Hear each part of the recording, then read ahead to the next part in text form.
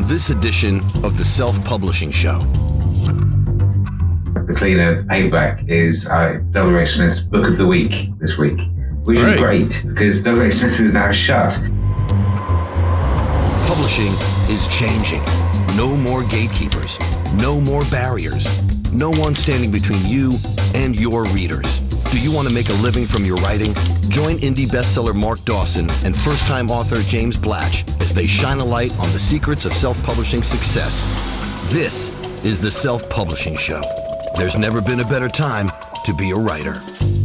Hello, a very quick note before this week's episode. Unfortunately, Mark's quality sound did not record and we were not left with enough time to fix it afterwards. So we're having to use another source for his sound, which is the top of one of the cameras. It's not ideal, but we can hear him, which I suppose is the best thing. We do strive for quality each week, but every now and again we have a technical hiccup. So do bear with us. It's pretty good, actually. I don't think it's going to ruin your day, but I just wanted to make it clear that it's not our normal 100% quality service. Enjoy the episode. Hello and welcome. It is the Self-Publishing Show with James Blatch. And Mark Dawson. Hello. This is our focus again. Are you all right? Yes, I'm slightly out of focus again for those on YouTube. That's better. There we go. Much improved. I think I'm crystal clear. This is our second show of 2021. And so we thought after our New Year's Day show, we would do a little look back at 2020, the year that was dominated by a couple of big things. One massive global pandemic, a US election, and quite a few other things. But we're going to restrict ourselves to talking about those things relevant to the indie publishing world, and maybe mention one or two highlights from our own self-publishing show archive from 2020. We had a good year of interviews, which we certainly enjoyed bringing to you. So, Mark, why don't we start with you and me, and where we are and what 2020 did for us in our terms of our publishing career. We could talk about our golf, but I think we'll probably restrict ourselves to talk about books. How was 2020 for Unputdownable, which of course is your publishing house? I was going to say publishing for us. Hey, have you published a book last year? We haven't come to me yet. I'm after you. You're first. Yes, it's been a good year. So as I mentioned to you just a minute ago off air, I'm not doing income reports this year, but I have come to the end of the year, and we're looking at trends and numbers and things in the business when my accountant gets back to me in a couple of weeks. What I've seen from just kind of doing some numbers and some crunching over the Christmas period is that it looks like my revenue is down. Well, it is down by 4%. So 4% down on 2019, which is so almost the same. But the good news is, for Unputdownable anyway, is that costs are down very significantly. I don't know exactly how much, but I think it's around about 30% down in terms of money going out, which means that profit is well up. So it's been a very profitable year in 2020. So pleased to see that when I was looking at the numbers earlier. Okay, so two questions. The first question is, why do you think revenue is down overall? And then I'll have a supplementary after that, if that's all right. Well, your second question will be connected to the answer of the first one. So the revenue is down because I didn't run quite as many big AMG campaigns last year. So the 2019 is Amazon Media Group. So it's kind of a curated way to get a lot of impressions, millions and millions and millions of impressions on Amazon, typically in the in the US, although I've done it in the UK and Germany as well. And in 2019, we've mentioned it on the podcast before, but it was a fairly significant expense. The campaigns are expensive to run, usually around about $40,000 a month. So very, very expensive. There's a bit of flexibility in that price, I think, these days, but it's not cheap. Now, obviously it works. I'm of the opinion after testing them for the last 2 or even 3 years now, that they're not as effective as they once were. The return on ad spend is decreasing. And it got to the point where, I'll never say never. I think I could very easily go back to them again, but it did get to the point where I was having to rely on a very aggressive read-through calculation in order for me to be happy that they were continuing to be profitable. And that was with, I've got 18 books in the Milton series now, and I kind of had to use all of those in the calculation to get to a number that I thought was probably going to be sustainable.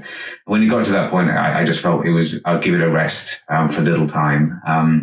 And as I say, my ads on that platform, I could probably find out the number, but I would not be surprised if it's hundreds of millions of impressions now over the last couple of years.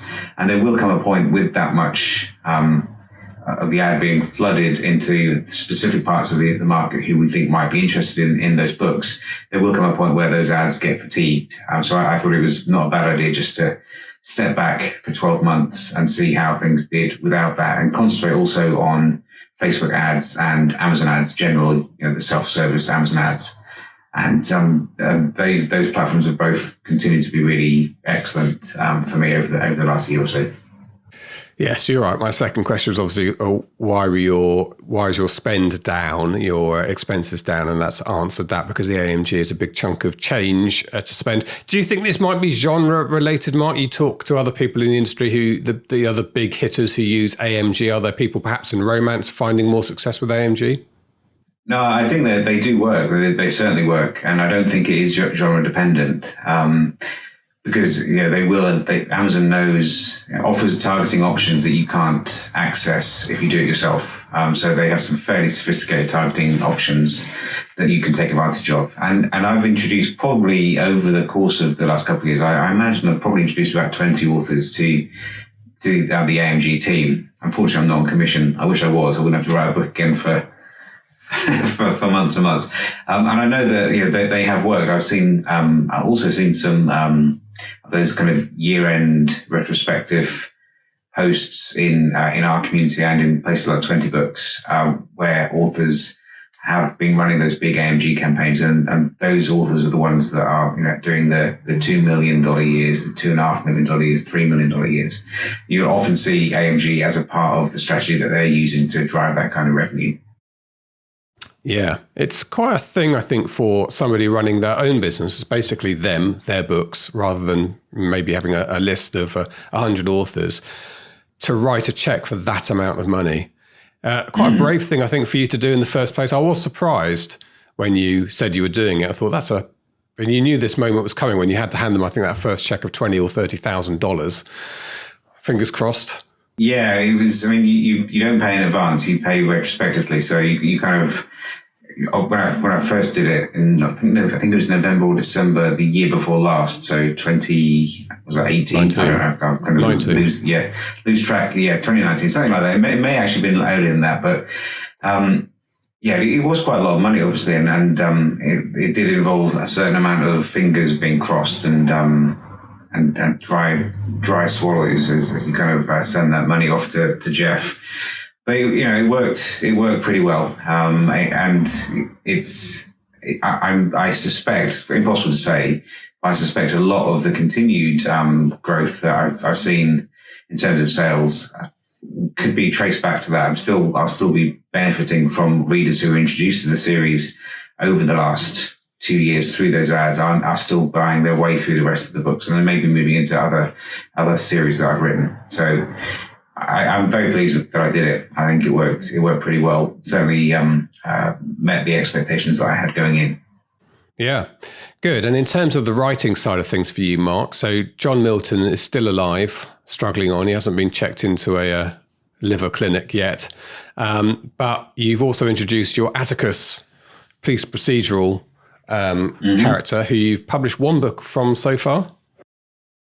Yeah, one book in January 2020, or a bit after that, February 2020, and he's done really well in loads of reviews. Actually, it's sticking around in about the 250 in the store at the moment. Had a Kindle daily deal over Christmas and has been quite sticky, which I've been quite pleased about. With minimal backup from me, this is just, I don't quite know exactly what it is, whether it's word of mouth or Amazon is recommending it a bit more aggressively than it has done before, but it's doing quite well. And I have a second book. The book I'm writing at the moment is called A Place to Bury Strangers, and that's the second in the Atticus series. And I'm really pleased with how that's going at the moment. I think that will probably look to be like a one book a year, kind of a traditional release model for Atticus, because Milton is still, those books are still the ones that sell the most. And although it's nice to to have a change of pace and cleanse the palate, to write something like Atticus, it's still, the business sense still, at the moment anyway, points me towards Milton as the one that I need to release the most often. Good. Okay. Well, we are going to talk about the platforms in a moment. It's always an interesting area of what you think, Mark, in terms of what's working, what's not at the moment. So we're going to do this in a fairly perfunctory way. At various points in the next 12 months, we will have episodes dedicated to those individual platforms because they're always worthy of delving into. But yes, thanks for asking about my writing. I'll bring you up to date on where I am with my publishing career. So people might remember that it's been a rather tortuous journey. My first novel, and actually middle of last year, I contracted a second development editor to help me get through the final hurdle, called Andrew Lowe. I got him through Readsy, and working with Andrew was a very pleasant experience. He gave me a very detailed, very good. He's a listener to the podcast, by the way, as well. So he was quite pleased when I selected him from. He said, "Oh, I think I know who you are," from the Readsy applicants. So what Andrew did was give me a really good editorial breakdown of the book. A big chunk of it is a description of the book and how it works, and then more granular detail on where he thinks it works well, where he thinks it doesn't work so well. And for me, that was simply actually a fairly simple fix, but one that's time consuming, is that he believed I had overwritten the scenes, told the reader what to think far too often rather than allow the story to prompt the reader to enjoy the changing characters, changing situation, and to get ahead really of the plot. So what I'm doing now is rewriting the book, sort of revising it. So taking the scenes, deciding whether they're going to be in there or not, deciding whether I need to rewrite them, stripping out a lot of internal dialogue and all those pointers, and just doing what Stephen King says in On Writing, which was a book I read last year, which says, trust your reader. Trust your reader to know what to think. And if they think something a little bit different from what you intended, that's also okay, because that's how stories work, and we all bring something different to the stories that we're told. So I'm enjoying this process, but I have to get through 2,100 words a day in revision. I have to stick to that pretty religiously. So yesterday, unfortunately, I didn't get to it at all. So I need to do 4,000 today. Unfortunately. I don't know why it wasn't unfortunate at all. You decided not to go and play golf. That is true. But I knew I'd do 4,000 today, except I've only done about half an hour today. And that half an hour has been rearranging scenes, which happens every now and again when you have to decide to change the order of things, and it becomes just messy. And, obviously that's going to be time consuming. But we've just been put into another national lockdown in the UK. So I've got nothing else to do for the next few weeks. So I shall work some evenings and get that done. And I am enjoying it. And I'm enjoying the fact that this is close. So I have a January the 31st deadline to finish this process, which is the rewrite. I've given myself February then to read it, make sure it makes sense. I haven't messed anything up in terms of the logic and the order, and then go through the scenes again, probably with pro writing aid or just rewriting them myself or tinker with them a little bit, just to make sure that I've fixed everything that I can see that needs fixing. I improve descriptions, so I don't describe the characters at all. That's an interesting question, actually. Andrew pointed that out. He said, I did it deliberately because I kind of think people should have an image in their mind once they know roughly the situation, the age, young RAF officer, pilot. I kind of think it's up to them to picture them, but Andrew says he prefers to have at least some description at the beginning of what they look like. Is that something you always put into your books? Oh yeah, definitely. Yeah. I mean, you don't have to be prescriptive, but I think readers want a little hint as to what the author has in mind for how someone might look. A blonde with piercing blue eyes. That's how I describe myself. Okay, so that's where I am with that. And so that looks like it should be into copy edit back with Andrew. Actually, going to do the copy edits in end of February. Who knows? Published in April. Don't see any reason why not at this stage. April, 20? Yeah, 2021. So once I've reached my target on January the 31st, I don't think there should be any unforeseen hurdles from that point onwards, which is quite exciting. And then I can get back to writing the second book, which I'm really enjoying writing. Redneck is its working title, set at Edwards Air Force Base in the US. So that's my writing. Thought I'd bring that up to date. Thank you all for your endless encouragement and occasional mockery of my writing career. I also just want to mention Fuse Books, which is the imprint that Mark and I started year before last, although we took on our first author on the 1st of February 2020. So coming up to a year with them. And then we took on our second author Kerry Donovan on the 1st of November. And I've been going back over the figures for that first year. And it's quite interesting how it obviously was new to me, marketing books, although I've been immersed in this culture and the detail of it actually for a couple of years. Here I am for the first time sort of picking up the reins myself. And Robert followed a pattern where the first month I spent quite a lot of money and made a loss, but started to see the page reads go up and the sales go up. The second month was more or less break even, and the third month moved into profit. And then I sort of peaked at about 6 months in, if I can see, in terms of revenue of about $11,500 a month by August last year. But the spend was quite high. So I was about 60% of that was spend. And so I then refocused just on profit and made some significant changes, the most significant of which was to scale back Amazon ads and focus almost entirely on Facebook ads, which seem to be working better for these books. And that worked. So now the spend is down to more like 35%.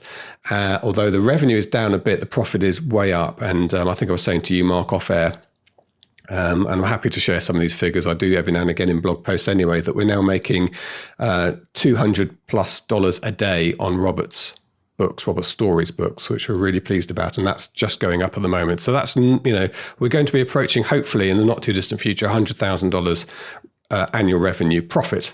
Not revenue, profit for Robert's books to share with his parents. And they've been hugely supportive and very, very thankful for what we've been doing. But it's been lovely to work with them this year. So I want to say, I don't know if they listen or not. So they probably don't because it's nerdy book marketing. But I want to say a big thank you to Terry and Maureen. The second author, Kerry's come on a similar situation. First month was a loss. And the second month, we moved into profit, just a few $100s, and I'm now looking at the first few days of January, and already with what I've learned from Roberts, keeping an eye on that percentage of spend. But I do think when you're starting with a series, and there'll be people who've written 2 or 3 books and are launching them together, people like the Maria Lewis model, I do think you need to spend quite big and not expect to make a profit to start getting momentum, to start getting to the point, because read through delivers you your profit, and you're not going to see that for 2 months, maybe more, depending on how many books you've got. And that you shouldn't be disheartened during that initial period. You've got to be brave. It's a bit like you writing that check to AMG. At some point, you need to put some money in, sit back and just relax about it, knowing that you're following a strategy rather than posting into a Facebook group after 2 days of advertising. Well, this is not working. I mean, unless you're getting actually literally no clicks, that's a different question. But that seems to be the case with the books that I've been scaling up. Robert's books, I should say, started with just under $2,000 a month revenue, but that was dwindling and dropping by a couple of $100 a month because he'd stopped advertising shortly before, about 4 months before. Kerry's books weren't selling hugely at the beginning, so I'm starting from a lower base there, but I see no reason why we can't get that up to where we are with Robert. So that's Fuse imprint. Probably will take on at least 1 more, maybe 2 more authors this year, because that's from a small indie publishing point of view, and a big publishing point of view. That's how you grow, really, isn't it? You do the same thing multiple times with authors. And the trick for me is going to be to scale up the company, probably with some help and some VA assistance at some point to make sure that we keep eyes on campaigns every day. And following the footsteps of people like Jasper Joffe, who we've had on this show before, and the myriad, I would say, Mark, of independent, small indie publishers that are springing up around the globe. Yeah, there are more and more, aren't there? It's certainly something I can see happening. We've had consolidation in traditional publishing with Simon & Schuster being bought by Penguin, Random House. I think it is possible that we'll start to see consolidation with indies clubbing together. So indie authors working together, indie authors who aren't interested in marketing, perhaps entering into some kind of an arrangement with, the kind of the Fuse model or Jasper. I mean, very similar in terms of how those models work, whereby they take a very generous royalty, much more generous than they get in a traditional deal. And the exchange for that is that they don't have to worry about the marketing and the advertising.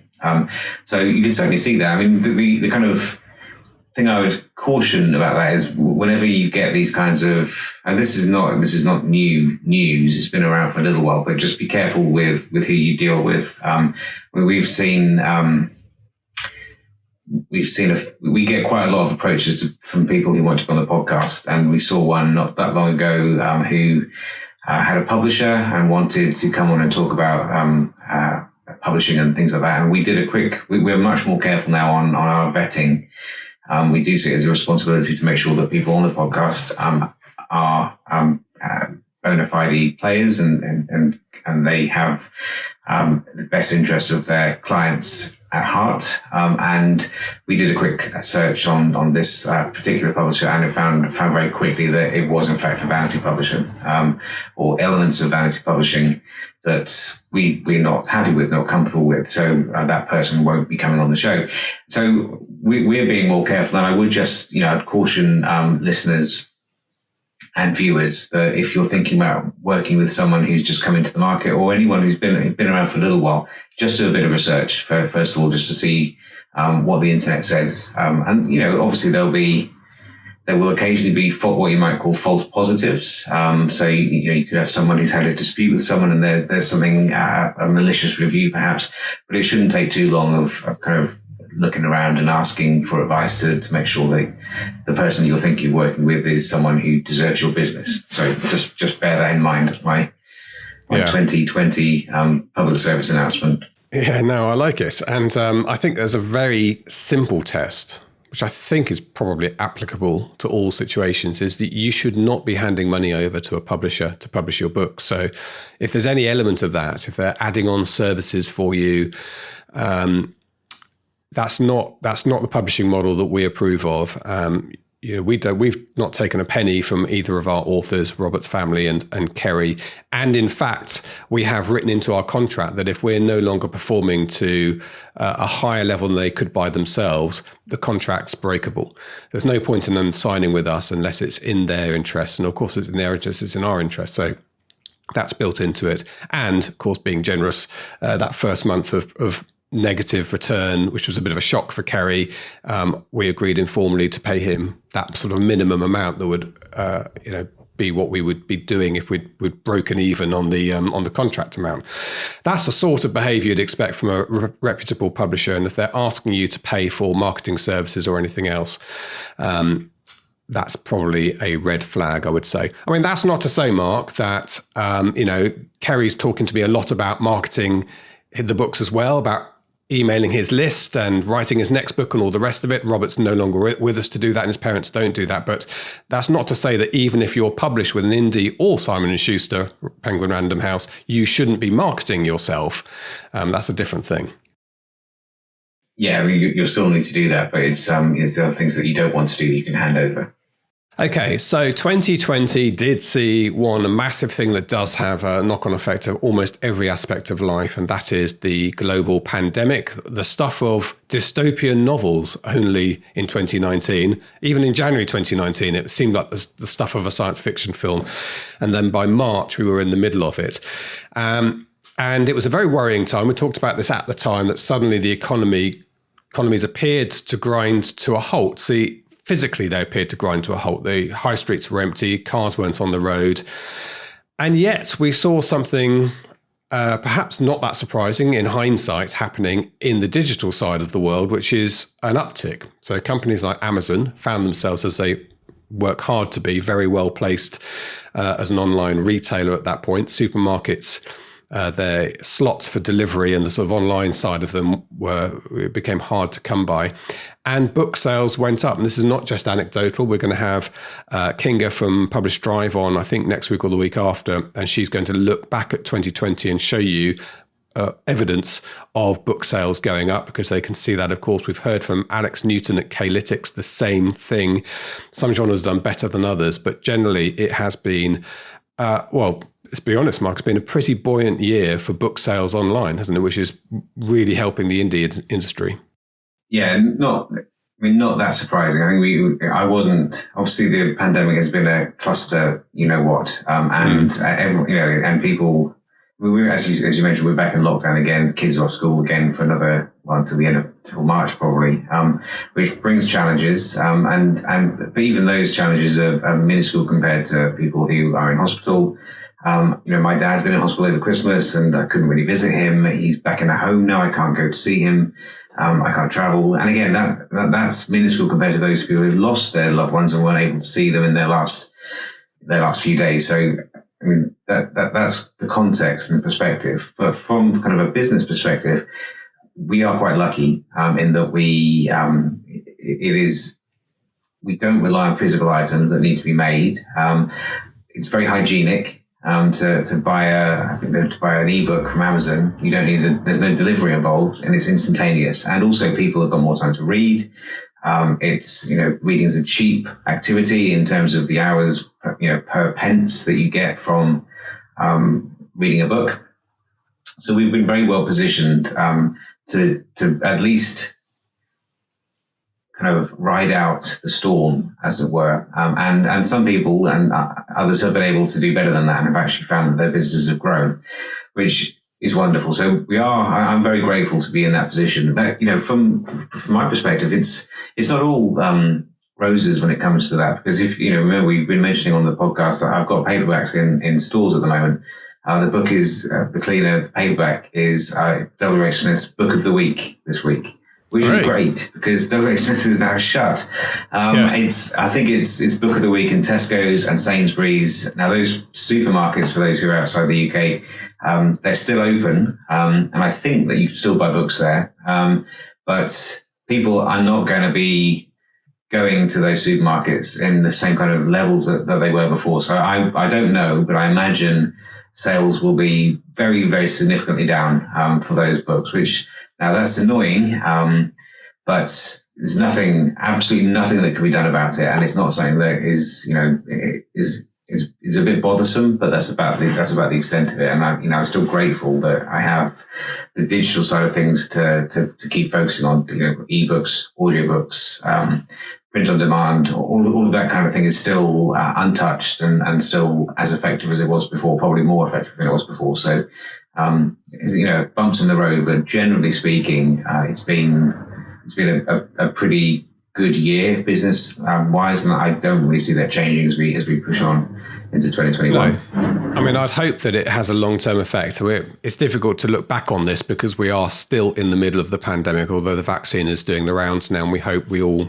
cross our fingers and pray that is going to be the way out of this in the next few months. But I don't think this will be switched off, the digital resurgence or the digital uptick, when the pandemic goes away, because I think during that time we will have introduced people to electronic reading, ebooks, and various methods of doing stuff online courses, all the rest of it. That will have a legacy that will go on for a bit. And once you've converted somebody to a Kindle, they tend to, or other e-readers are available, they tend to use that as their preferred method.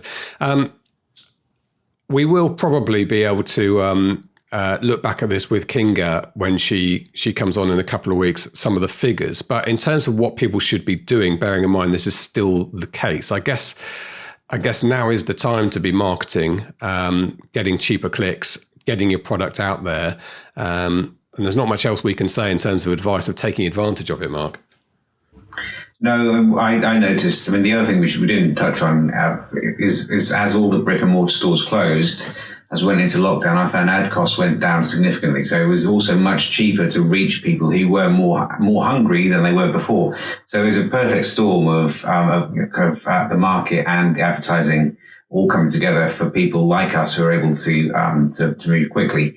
So I don't know how we only went into lockdown today, so we'll have to see if that trend repeats itself. But I wouldn't be surprised if clicks become a little cheaper as we move out of Christmas into January, when traditionally people are not advertising as heavily as they do in Q3 and Q4.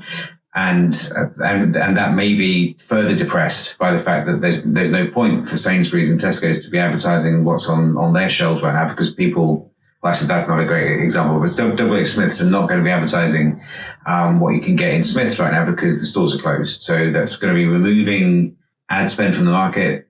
Facebook still has the same inventory. Amazon still has the same inventory. They want to sell those, but the auction is likely to be cheaper. Now is a good opportunity to be advertising. And my advice is it's something that authors should be looking at because for all the benefits that we've mentioned previously.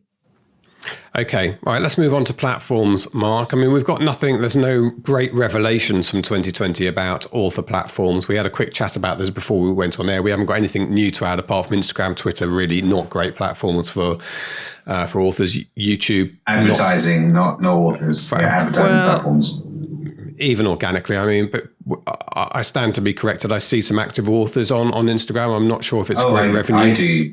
I definitely do. I absolutely, yeah. I mean, Instagram is a very good venue for authors. I mean, not necessarily authors like me writing thrillers, but I follow a lot of romance authors on Instagram. And I imagine if we had Lucy Score on the show again, she's very busy on Instagram, or Marie Lewis, as you mentioned earlier. I think they might have something quite different to say in terms of the success they're having. So no, I wouldn't dismiss it. That's an area to look into. Others I would. I mean, we've mentioned before, Twitter is not much point. I don't think there's much point for anybody being on Twitter if you want to sell books. I mean, Twitter is a particular kind of environment. I'm on Twitter and I find it, it's quite addictive, and there are some people I follow, but it does give license to people to say things to others that they wouldn't say if those people were in front of them. It is an oppressively negative and depressing experience, Twitter, a lot of the time, and I wish I could kick the habit. Yeah, no, it is. I mean, I came off it for about 5 weeks in the summer and thoroughly enjoyed it. It's certainly for ads, it's not worth it. We had a Twitter ads module in the Ads for Authors course and killed it because we can't stand behind it. It's not effective. And same goes for YouTube. So, I mean, YouTube ads are not going to be effective for almost all authors because they're too expensive. If you have other things to sell, they can be very effective. So, we sell courses that are a bit more expensive than ebooks. So for us, it does make sense for us to be active on YouTube, and we are, lazily building our YouTube platform. We'd love to accelerate that a little bit, but it's a platform it's good for us to be on. And I think it's a good place if you like doing videos, and that's a medium that you appreciate. I think it's a really good place to communicate with your readers. And, you can take that content and repurpose it on Facebook, for example, and get double bang for the buck. But ads probably not going to be a good idea for most authors. No, and there were some behind the scenes changes a couple of years ago with YouTube ads, which just made it very difficult. So custom audiences you'll know if you are running ads on any of the platforms, very important part of being able to optimize your spend and target it. And they took custom audiences away from organizations unless they met criteria, and SPF passed that criteria halfway through last year, and I've still heard nothing, and they never reply to any emails of mine or contacts of mine to have this enabled. I don't think they're interested in anyone who's not spending a few million a year with them, and so it just makes it unworkable. So I have actually pulled out of YouTube even for SPF, and I told them putting the money into Facebook. They didn't care. Okay, so what about the big ones? Well, before we move on to the other platforms, let's talk about email. Let's count that as a platform itself, because I can remember being told that email's dead in about 2015 and that nobody uses email anymore. How's that going? Well, it's still the most important medium that we have available to us to reach readers. It has been ever since I've been doing this, and I don't see it changing at any point. I can't see a future where email is not important. It's free, or not free, but you have to pay your service provider. But compared to running ads, it might as well be free. It's extremely cheap. It's very effective. It gets into people's inboxes. They'll see the emails. They can interact with them. They can reply to you. You can send them to wherever you want. So if you want to send traffic to Apple, for example, rather than Amazon, you can do that. Email is still my biggest platform, my biggest lever when it comes to selling books, new books, backlist books, everything. It really is. It's the most powerful weapon in my arsenal when it comes to reaching readers. Okay, so let's make 2021 in the self-publishing show the year of the platform, because it has been, I think, over a year since we've done platform-specific episodes, and we should probably put together a mini-series in the first half of this year where we look at these in more detail so we can explain some of the strategies that you need to employ with mailing list building and so on to take advantage of the things that Mark's talking about, and then we'll move on to the other platforms. So let's mention them now. We've got the two big ones, I think, remain as Facebook ads and Amazon ads. And I say, Mark, I speak to a lot of authors, and it never surprises me to hear that one person only runs Amazon ads because that's all that's affected, and they never really got going on Facebook ads. And then vice versa, like us at Fuse, who pretty much only run Facebook ads and Amazon ads doesn't. And it's always quite difficult to judge exactly what it is that lends some books to work well on one of those platforms and not the other. I don't think it's books, because, if that was the case, you'd have no one running romance ads on Facebook, for example, or even smaller subgenres. But you do see success stories with authors in one author A writing small town romance does very well on Facebook ads. Author B writing very similar books can't get Facebook ads to work. So I don't think it's the genre. I don't think it will be the covers necessarily. I think because those provided they're all following the tropes, I don't think that's necessarily going to be it either. I think it is just kind of the affinity of the author. It's the expertise of the author, whether that platform is one that they get or they don't get. I don't think it's any more complicated than that. I think some authors are going to feel more comfortable with a platform like Facebook. Other authors are going to be more comfortable with a platform like Amazon. And they each have different pros and cons. For me, I run both ads, and both platforms work quite well for me. And I know lots of others who are in that boat. But on the other hand, I do know lots of authors, as you say, who are diehards for one or the other. So you'll see, I think Blake Hudson, who does his, we had him on the show. Have we had Blake on the show, Stephanie and Blake Hudson? Not yet. No, we've had a few technical problems getting Stephanie's been ill, so yes, that's been a reason. But Stephanie and Blake. I'm not kind of sharing state secrets here because they've posted on in the 20 Books group quite a lot how they're doing. They've had $300,000 months this year, which is, and I think they cleared 2 million, which is obviously amazing. And Blake, who runs that side of the business, is very good at Facebook ads. That's what he focuses on. I don't think they really do that much with Amazon. On the other hand, I've seen plenty of authors who can't get the Facebook ads to work and do well with Amazon. So I think it's a case of you need to find one of them. One of them needs to work. Or we can put BookBub ads in there as well. That's the third kind of part of the trifecta. You need to get one of them to work. If you can get two of them to work, that's great. If you get three of them to work, you can come and work for Fuse Books. If you can get a couple to work, you're doing really well. But I think you do need to have one of them working effectively. It may just be what is the one that suits you the best. And we should say that we are available. We are aware, I should say, available. We're not available for one-on-ones. Unfortunately, we're too busy. But we are aware of some online courses. Of course, that's what we do as well. In fact, next week is Ads for Authors. So it would be remiss of me not to mention that Ads for Authors goes on sale for 3 weeks from Wednesday, the 13th of January. And this iteration of the course will include a brand new BookBub for Authors course from the team themselves at BookBub. So we're very excited about that. We also have an enhanced Amazon ads course, Janet Margot, fresh out of that department in Amazon. And we've got a campaign running with a little exercise running with Janet at the moment, actually, to set people with some tasks, making sure they are ready for Amazon ads. So there you go, selfpublishingformula.com/ads for authors. And that will be open from Wednesday the 13th for 3 weeks. Okay, Mark, before we go, because we're really eating up the time here, why don't we talk more broadly about any landscape changes, which is a slightly poncy way of saying anything that's happened that might affect people in our areas. wide versus exclusive is a kind of landscape decision that people have to make early on in their careers, but can revisit it at any time, 90 days notice to KDP.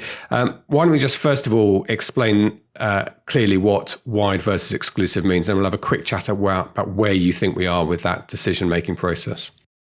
Exclusive is you're just exclusive to Amazon. So you're in Select, which means you're in Kindle Unlimited, which means your books can't be anywhere else. So that's exclusive. Wide is for ebooks, yeah, and wide is the opposite of that. So you're not in Select, you're not in Kindle Unlimited, but you are on Apple, on Kobo, on Barnes & Noble, on Scribd, on Tolino, on all the other platforms that are available. And it is the existential crisis of the 21st century digital author was which one of those which course do you want to follow? And that, as I posted, I ended up writing an 1,800 word post on the Facebook group last week. And for me, people always, we've had people, I've become aware recently, we might have a blind spot on this a little bit, in that we do tend to focus on Amazon, and it's partly because at the moment, I am an Amazon exclusive author. So my books are in Select, so they're in Kindle Unlimited, and it's a big part of my business. But what I probably haven't referenced enough or reminded people enough is that hasn't always been the case. I was originally wide, then went into Select. I was then wide again, and then went back into Select. So I've done very well wide too, and lucky enough to know plenty of the people who work for Apple, for example. I mean, you and I played tennis with Ian and Sashi in Florida a couple of years ago when we could travel, and of course we let them win. I think you find I won. You always say that, but I was playing against you. I won with Sashi. That's true. You did, anyway. Yes, that's right. So I'm a massive fan of those platforms. I'm a big fan of the, all of them, and for authors making that decision. There are lots of things you need to take into account, from the financial to the political, ethical, lots of reasons that you need to consider. And when I recorded the 101 lesson on that decision, it was the one I had the most difficulty with, because I've come to the conclusion that there isn't a right answer. My view is, if you're starting, you should probably, my advice would be to master Amazon first, because that will almost certainly be your biggest market. But as you say, you're only tied in for 90 days. And once you're comfortable at Amazon, or maybe you're not comfortable and you want to try something else, you can quite easily get out and go wide.